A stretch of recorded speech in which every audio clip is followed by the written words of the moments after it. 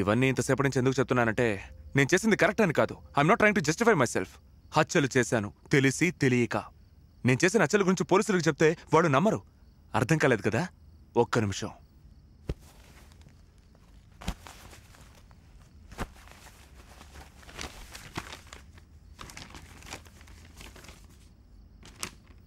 Zoom చేయి. అక్రమ సంబంధం వల్ల ఘోరం. వీళ్ళెవరో తెలుస్తోందా? బీచ్లో లేపేశానే వాళ్ళిద్దరు. ఈయన ఈవిడికి భర్తట. ఈయన ఈవిని లేపుకెళ్ళిపోవడం వల్ల ఈయన మనుషులు పెట్టి లేపేశాడట. మర్డర్ చేసింది నేను, దొరికిపోయింది బాలకృష్ణ అనే ఈ దద్దమ్మ. ఒక నిమిషం. వీడెవరో తెలుస్తోందా? డాక్టర్ కేడి నందు, సైకియాట్రిస్ట్, పూనా మార్కెట్. నేను తలపగలు కూడా చంపానే ఆడే. ఇతను రియల్ ఎస్టేట్ గొడవలో లేపేశాడట. మర్డర్ చేసింది నేను, దొరికిపోయింది డాక్టర్ కుమార్ అనబడే ఈ దద్దమ్మ. మంత్లీ టార్గెట్ పూర్తి చేయాలని పోలీసులు కేసుని మూసారు. ఇప్పుడు పోలీసుల్ని అడిగితే నేను ఎవ్వరిని చంపలేదు అంటారు. నన్ను అడిగితే నేను చంపాను అంటాను. నేను చంపానా చంపలేదా? మీకేమైనా అర్థమైందా సార్? అర్థం కాలేదు సార్. నాకు ఏం అర్థం కావట్లేదు సార్. అసలు ఊళ్ళో ఏం జరుగుతుందో కూడా అర్థం కావట్లేదు సార్. 10 సంవత్సరాల క్రితం మినిమం శాలరీ 2000 రూపాయలు, మాక్సిమం శాలరీ 20,000 ఉంటుంది. కానీ ఇప్పుడు మినిమం శాలరీ అదే 2000 రూపాయలే, కానీ మాక్సిమం శాలరీ 2-3 లక్షల మీద వెళ్తోందే. ఈ ఊరు 2 లక్షల రూపాయలు తీసుకునేవాడికి తగ్గట్టుగా మారుతోంది. సార్, మొత్తం ఈ ఊర్లో ఎంతమంది ఉంటారు సార్ చెప్పండి?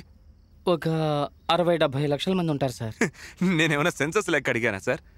ఈ ఊళ్ళో ఉండేది మొత్తం 2 మాత్రమే సార్. అర్థం కాలేదు కదా? ఒకడు షాపింగ్ మాల్ లోపల ఉండేవాడు, ఒకడు షాపింగ్ మాల్ బయట ఉండేవాడు. ఒకడు ఐమాక్స్ లోపల ఉండేవాడు, ఒకడు ఐమాక్స్ బయట ఉండేవాడు. ఏటీఎం సెంటర్ లోపల ఉండేవాడు, ఏటీఎం సెంటర్ బయట ఉండేవాడు. బయట ఉండేవాడు మనవాడు. సార్, క్రెడిట్ కార్డ్ తీసుకుంటారా సార్? డెబిట్ కార్డ్ తీసుకుంటారా సార్? హోమ్ లోన్ తీసుకుంటారా సార్? సార్, అది ఇందులో వేస్తారా సార్? ఇది అందులో వేస్తారా sir? Sir sir sir sir sir పాపం సార్. నేనైనా పర్లేదు సార్, ఏదో 2 పద్యాలు చెప్పి మాస్టర్ ఉద్యోగంతో ఎలాగైనా బతికిపోతాను. కానీ హిస్టరీ చదివిన వాళ్ళు, జాగ్రఫీ చదివిన వాళ్ళు, సోషియాలజీ చదివిన వాళ్ళు, సైకాలజీ చదివిన వాళ్ళు, పొలిటికల్ సైన్స్ చదివిన వాళ్ళు, ఎకనామిక్స్ చదివిన వాళ్ళు చచ్చారు సార్. పాపం టీచర్ ఉద్యోగం కూడా దొరకదు సార్.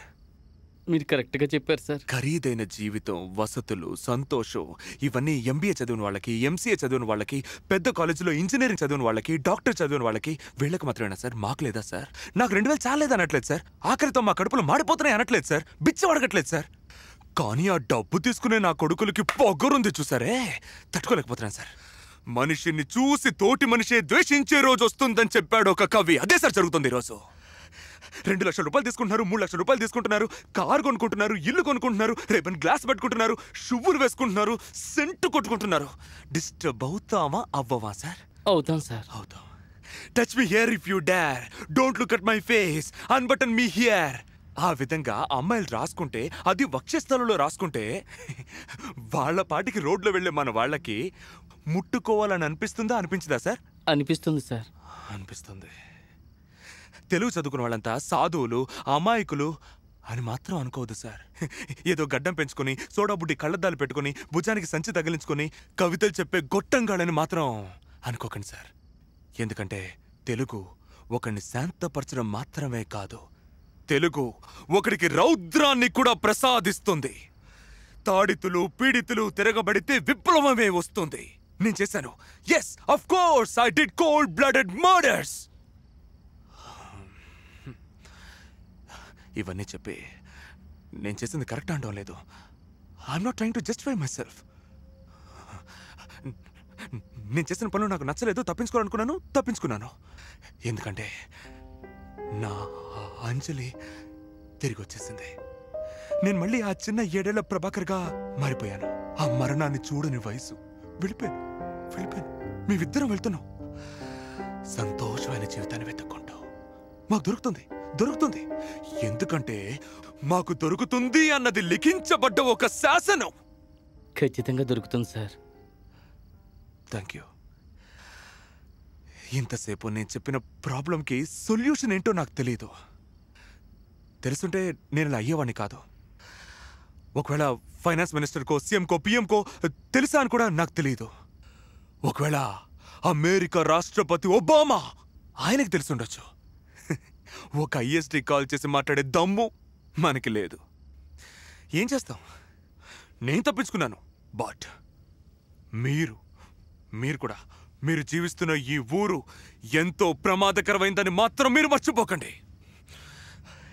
మీరు తినే ఒక పీస్ పిజ్జా కోసం, షూ కోసం, గ్లాసెస్ కోసం మీరు హత్య చేయబడచ్చు. చేస్తున్నారు కూడా. Got it? Be aware of it. That's it. Close చేయండి. హువన్, ఒక నిమిషం. కష్టజీవుల గుండెలు కాచిన కన్నీరు, సంపదను దోచుకునే మనుషులు, ఈ సంపదని దోచుకునే ధన మధాంతులని అంతం చేసే మనుషులు, ఆర్మీ. నాలాగా విసిగి వేసారి అవమానపడి ఏడ్చేవారి కన్నీరు. Got it? థ్యాంక్స్. క్లోజ్ చేయి.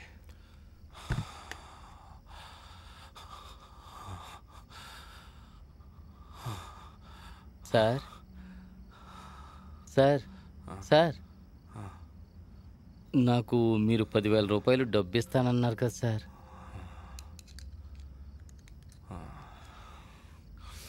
వద్దు సార్, వద్దు.